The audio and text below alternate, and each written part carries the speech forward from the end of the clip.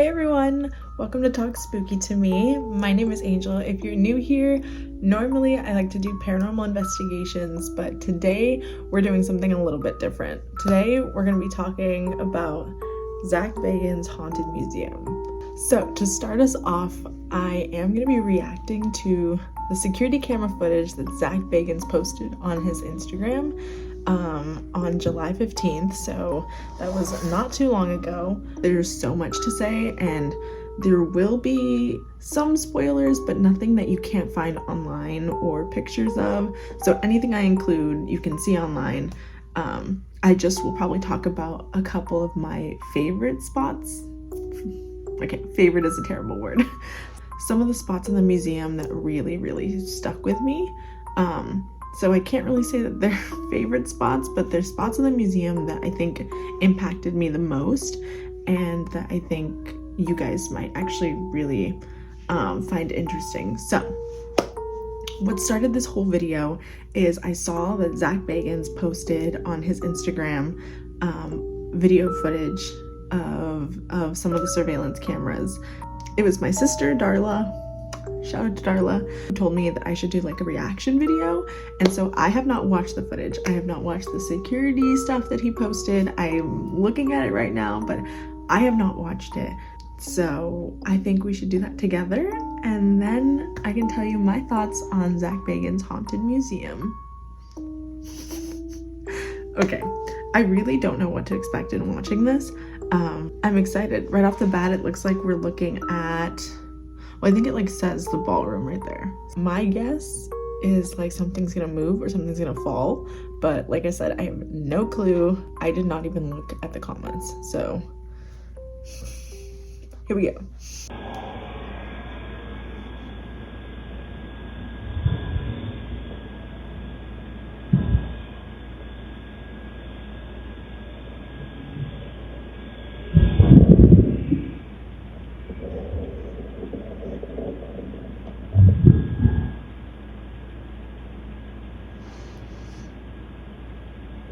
This is so far nothing.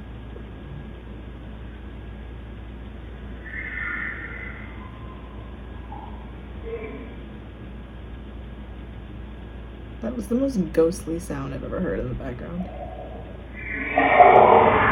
No way.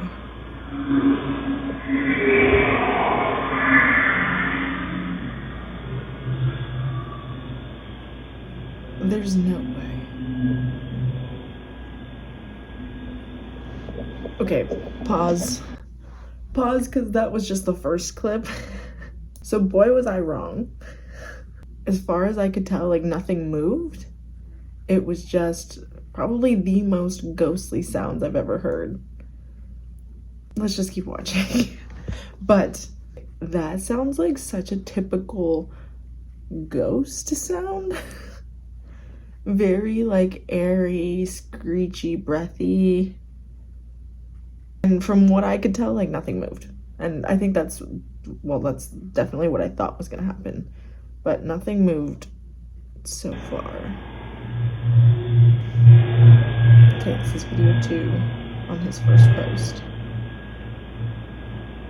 This is like jump scare type stuff. Like my eyes are like examining all of the background in case I missed something.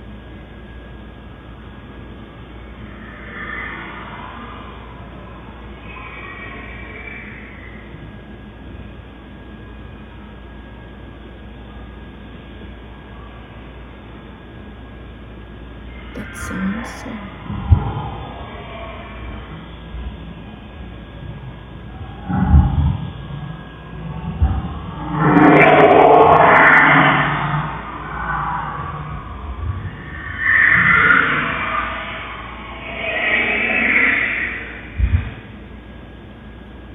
Sorry. My mouth.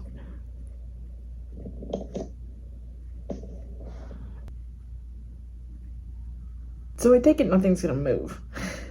Like, at some point I was just like intensely listening because it just is like audio. That sounds crazy. That sounds like way too intense. way too,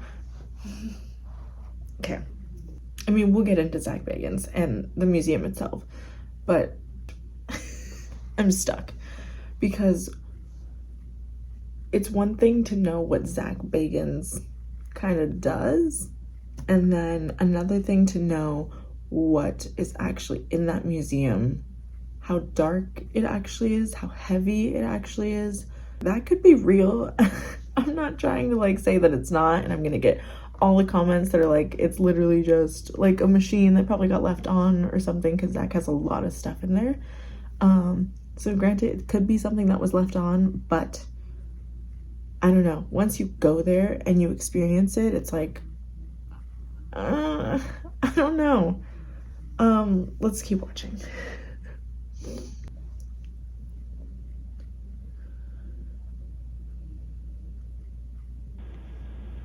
We're still looking at the ballroom. I'm still hoping something moves, but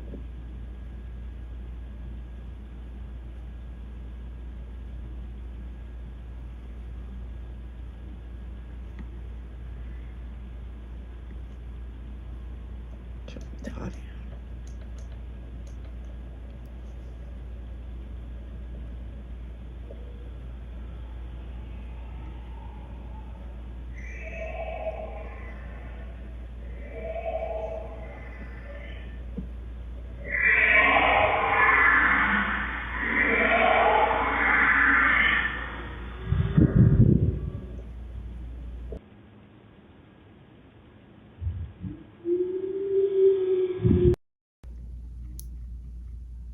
Okay, so that like breaks the most typical ghostly wail. Ooh. Oh my god, I think I replicated that really well. I just happened to do that. Listening to it back, I think I also kind of was missing some of the like breathy, almost sounds like someone's breathing into like the camera, but it's a security camera, so it's really high up and no one could be breathing in it. So unless, don't worry, I'm trying to debunk myself, unless it's like near an AC vent, but it's like there's a difference between an AC vent and that constant like low murmur and like what sounds like actual breaths into the mic. We ended on the ghostly wail, and then Zak posted another one that says that the video got cut off. So let's watch that.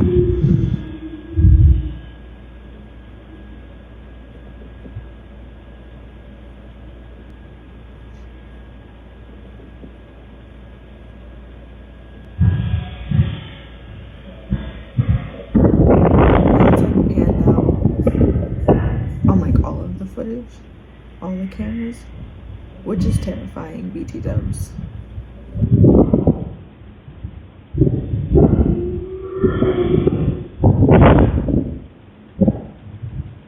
I don't like that. I don't like that at all.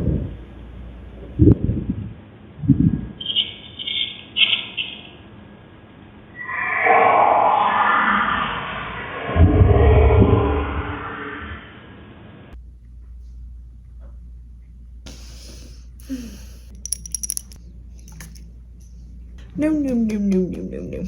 Yeah, I didn't like that. I didn't like that at all. And I'll tell you why. Let me tell you why I didn't like that. Just some of the info that's like actually in the captions.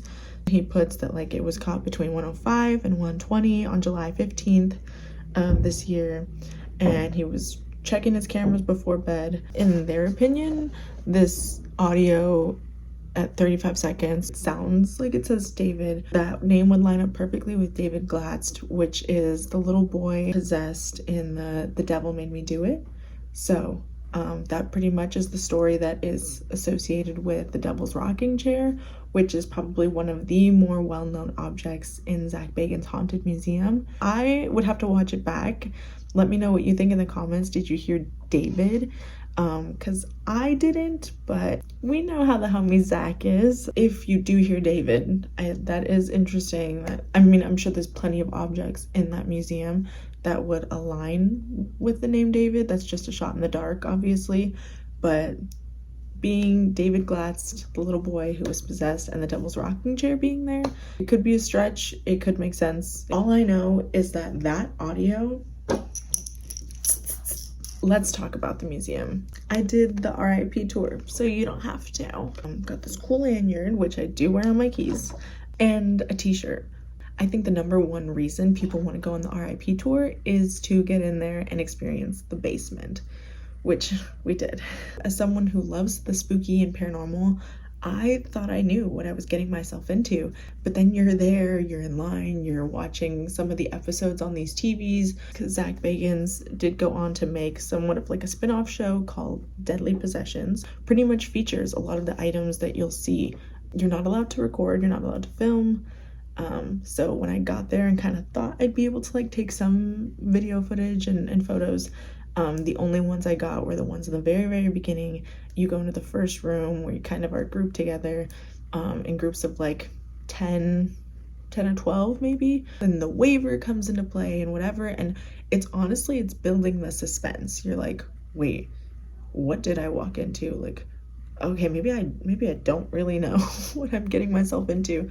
So you're already second guessing yourself. Then you can't record, phones off, like, you know, they give these warnings.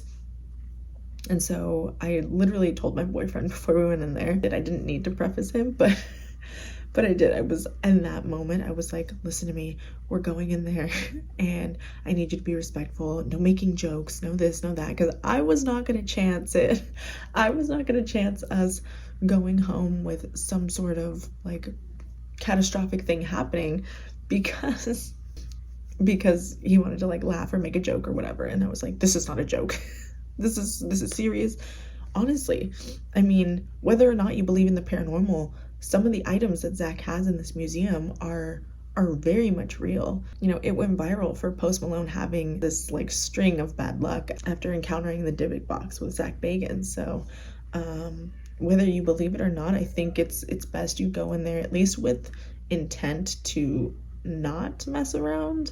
And you get that vibe as you go through, but some people truly are they just don't believe, and are very big skeptics, and that's okay. But I think there's a lot they would find interest in anyways. So you go into the museum, you step into the first room, and right away you'll start to notice that any item that was featured in the episodes of Deadly Possessions do have like a little like name tag. This item was featured on this episode and Zak said this. Honestly, Zak is like your tour guide the entire time, because there's basically a flat screen TV in every room and Zak is on the TV pretty much talking you through what it is you're looking at, what you're seeing. So you start the tour and right away I honestly felt myself kind of sink in a little bit, like, what did I get myself into? I love this kind of thing, and honestly this place already feels heavy. It was feeding off the energy. So you go in right away to I would say a pretty heavy room. So right off the bat, the RIPs are able to do something that others don't have to. Also, if you're an RIP, you are given the option. So just because you're an RIP does not mean that you have to do these extra things, but if you're paying to be an RIP, you might as well. RIPs are offered to walk through this like dark, like pitch black dark crawl space, and immediately I thought, nope, not doing that. And then this older woman who was in our group, she literally was like, I'll go first. So she goes first, and I just felt that like pull of bravery, and I was like, if she's going, I'm going. And so I like went, and it's like walking through this tight crawl space, which ultimately leads you to the next room. So it is really cool to kind of like, as you're walking through, kind of realize that you are literally walking through this dark haunted mansion. So I did like that aspect. And this is where, spoiler alert, but I think a lot of people know of this room. One of the rooms that really stuck with me the most was the serial killer room. And I think anybody you take, whether you take a skeptic or whoever, everyone will find interest in this room because it's real. That stuff, when you get in there, will probably weigh heavy on anybody, because those are real items that Zak bought from auctions, from family members of these brutally awful serial killers that are so well known today. He's got items from Richard Ramirez, Ted Bundy, Charles Manson, John Wayne Gacy. I'm pretty sure he had something from Jeffrey Dahmer. like any of those names that like are just so prominent in like awful serial killers, those are items that not even skeptics can say, oh, that's not real. There's no escaping the fact that those were real humans that did real awful things.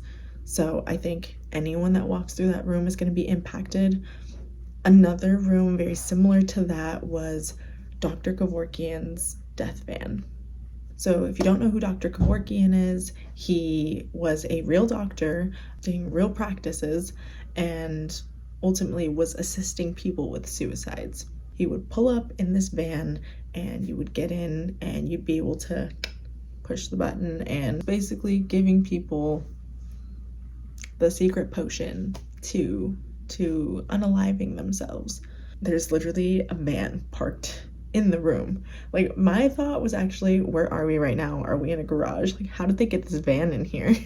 That one stuck with me so heavily because you're looking at a van that so many people got into and never left. Dr. Kevorkian was very much a real person, and this is a very much real, true story. And to walk in there and see that van, to hear the story, and the van, the door to the van is open and everything is still pretty much intact. It was just eerie, like really eerie and heavy to look at. Like, even my boyfriend walking out was like, that's insane. They literally even had the permit that stated that this is authentic, this is real, this was Dr. Kevorkian's van, which I believe years ago they thought they got rid of and destroyed, but it's not. It's there at Zak Bagans Haunted Museum. Yeah, moving on. Another one of the rooms I have to talk about that also weighed heavy on me, and again, I noticed a theme with myself. Like, yes, we'll talk about when I get to some of the haunted doll rooms, but I think it was the rooms definitely that had true history to them, stories. And one thing is for sure, Zak is truly passionate about these things, that he has worked hard to obtain these things and then to put them all in one house that already has dark history and energy. Like, okay, props to you, Zak. And then opening it up to the public like us to go and see it, because I mean, the whole place is just heavy. That being said, I was seeing on TikTok, and I am so sad I saw this after the fact, but I was seeing like a TikTok trend. I don't know if you saw the girl that did like the before and after, like one of those like TikTok things where like, oh, I'm Angel and here's me before I go into the museum. I wish so badly that I would have done that or thought of that. Props to you for creativity, because the feeling of walking into the museum and then walking out, it's like people's hair all messed up. Like, seriously, the place like takes a toll on you, and that's like the literal physical representation of this place and the toll it takes on the people that come in and out of it. We were in there for like 2 hours. Moving on, we go into a room and it's a celebrity room. So I'm not going to spoil everything, but I am going to spoil 2 of the more prominent things that stuck out to me. And number 1, that was Michael Jackson's chair. This is a chair that actually sat facing Michael Jackson's bed, and it's just the way they describe it. Like, this chair ultimately watched Michael Jackson pass away. It was facing him. It's probably where his murderer sat, the way they describe it. And you know, you've already gone through and saw so many heavy things that, like, looking at this one chair, like, I don't know, like, plus being a fan of Michael Jackson myself, it's like, wow, this chair, this item was physically in his room and was there with him. And how Zak got it, I don't know, but it's such a weird object of Michael Jackson's to have. But just to know Michael Jackson was a real person, you know, it's one of those like moments that like celebrities are real people, they had real things, and Michael Jackson is just one of those literal icons, and this is one of his items. So that was just surreal. And then there's Paul Walker's glasses.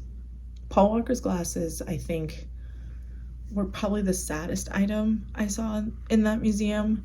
Sorry for the spoiler, but these glasses were from the actual car crash. They have the glasses like facing the opposite way, like basically like you would put them on yourself, just so you can like see through the lenses of Paul Walker. They have sort of scratches and scrapes on them. How they're still intact, I don't know, but Zak Bagans purchased them and now they're in his museum. And Paul Walker, who is one of America's icons as well, and is well known for wonderful things like the Fast and Furious franchise, as well as his own foundation. It's sad to know that he had a tragic ending, and then to see his glasses from that tragic ending in that museum. I'm sorry, but that should probably weigh heavy on literally anybody. So yeah, the Michael Jackson's chair and Paul Walker's glasses are the only two I'll spoil from that room. Moving on through the house. Oh, wait.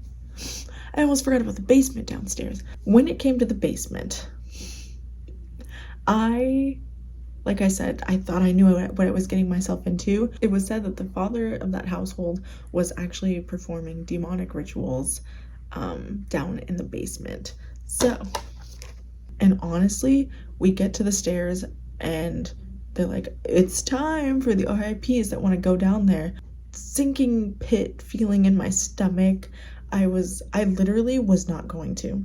I was not going to go in that basement, and I like this kind of thing, but every bone in my body was like, I don't want to go down there. Ultimately, like, everybody was gonna go, so I was like I fell under peer pressure, basically. So don't fall under peer pressure, kids, but I did. I see that the same brave lady is gonna go down first, and I'm like, okay, fine, we'll go. Like, we paid the extra specifically for the basement, so it was like, okay, I have to now.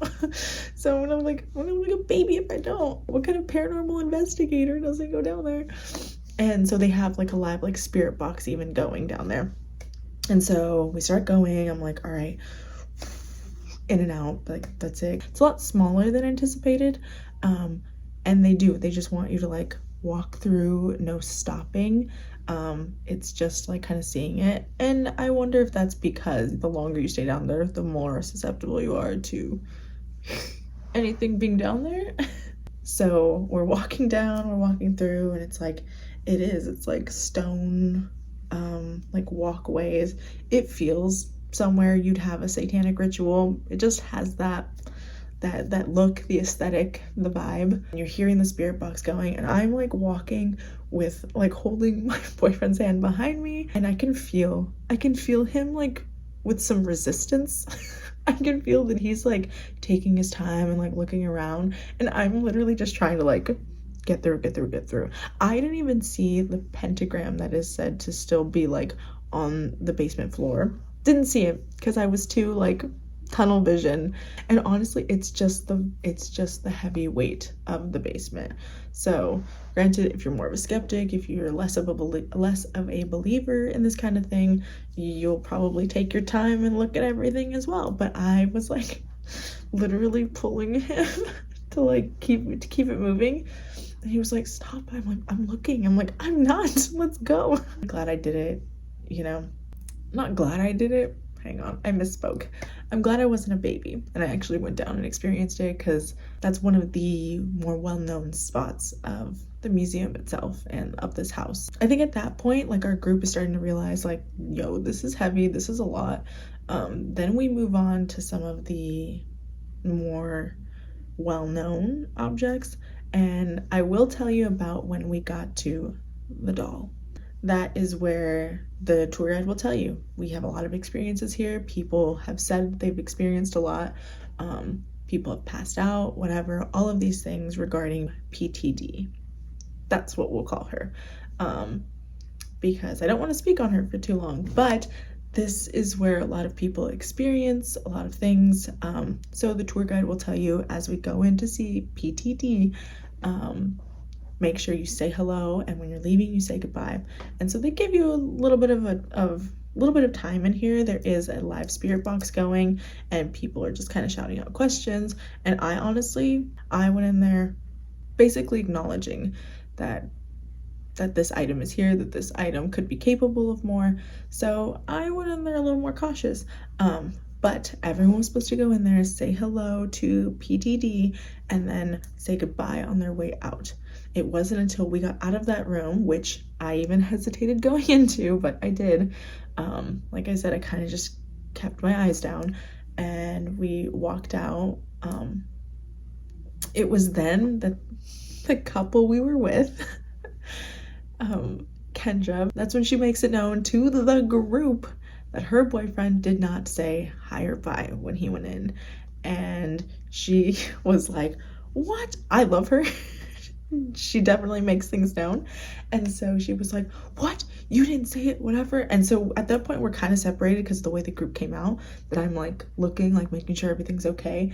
And I hear her saying this, and I'm like, oh no, oh no, oh no, oh no, no. I can't remember if he went back in, or I think he just kind of like said it, like, okay, bye, like, you know, to kind of, she was like, you better fix this.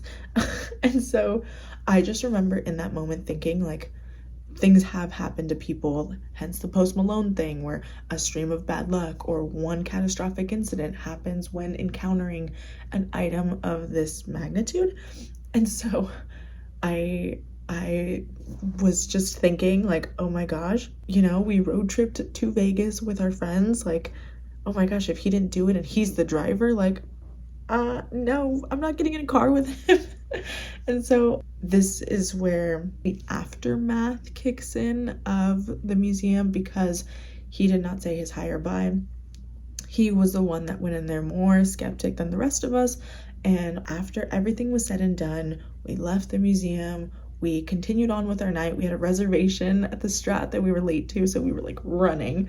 Basically, after the entire Vegas trip was over, it was like within that week that everyone was back, that Kendra got really sick, that Noah got really sick, that my boyfriend Isai got sick, but not like super sick. He had like this long lingering cough for a while. I honestly did not get that sick.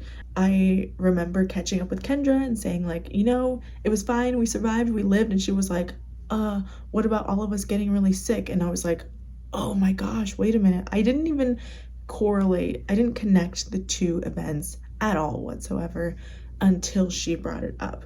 It was then that I was like, oh, you know, maybe. They went to go see like doctors. We ultimately went to go see doctors too, just because our friends were really sick. Kendra ended up getting like bronchitis, and they're musicians. They sing, they play instruments. So to them, bronchitis was severe. I don't know if that had anything to do with the museum, with the experience, with PTD, but that's just something to note. There's still so many other rooms and so many other things to see there. I just don't want to spoil things for you, but I could talk forever on this museum, and honestly, I would go back. The museum was a really intense experience, and nobody can deny that. I think we all walked out, which is why I wish we would have done one of those videos before and after us walking in and out. Here's us before, and I don't have one of us after because we were rushing to dinner. But by the time you get to the gift shop, it's like I can breathe again. It's like you were holding yourself so tensely the entire time that, like, literally walking out those doors is like a breath of fresh air. The one thing you can say about Zak Bagans Haunted Museum is that you will leave impacted in some way, shape, or form, because it just is so intense. That being said, now that I've told you a little bit of my experience, what I saw there and how heavy it was, this footage here, I don't know. The place is jam-packed with energy. So that is the one thing that you cannot deny. Whether or not you believe in the paranormal and haunted, possessed items that led to, I mean, some of the Conjuring series. These are real stories, real encounters that people had, and now they all sit in one place in this museum sitting in Las Vegas. Let me know in the comments if you've been to Zak Bagans Haunted Museum. I want to know your experience, if you had a crazy encounter, if you saw the same things and they stuck with you the same way they did with me. Let me know, because the whole thing is just really worth it, and honestly, I would go back. Like this video if you want me to make more videos talking about haunted places, because I will, did you hear that? Okay. Could be the house, but whatever. Subscribe to my channel if you want to hear more spooky things. Follow me on Instagram at talkspooky2me. I will see you all in the next video.